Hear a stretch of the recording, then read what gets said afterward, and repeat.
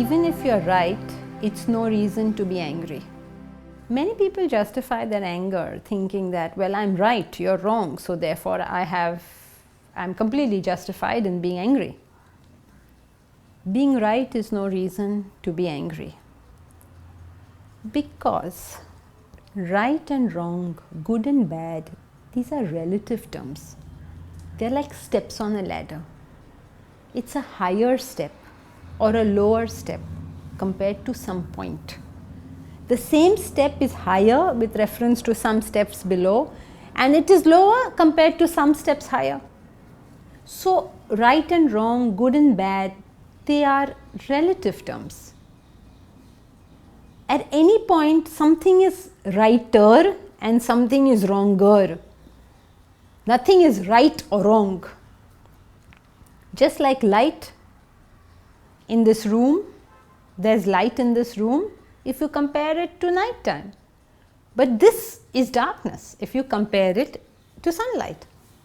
So like light, good and bad are relative terms.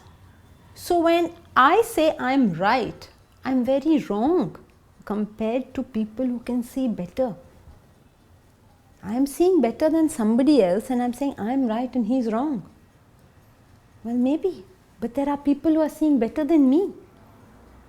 Whatever treatment I believe I should give to those who are wronger than me, those people who are righter than me should be giving to me, right?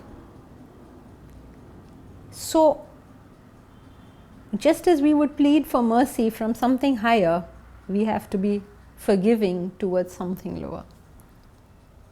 Take a thing like this. Suppose a person has never hit anybody.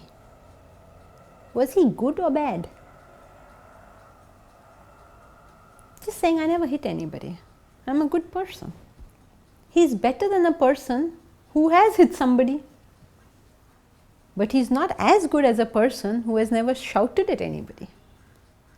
And that person who has never shouted at anybody may not be as good a person as a person who's never had a negative thought at all about anybody.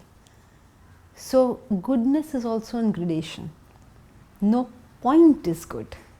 Wherever we are, we have to look upwards to get better, not downwards to condemn.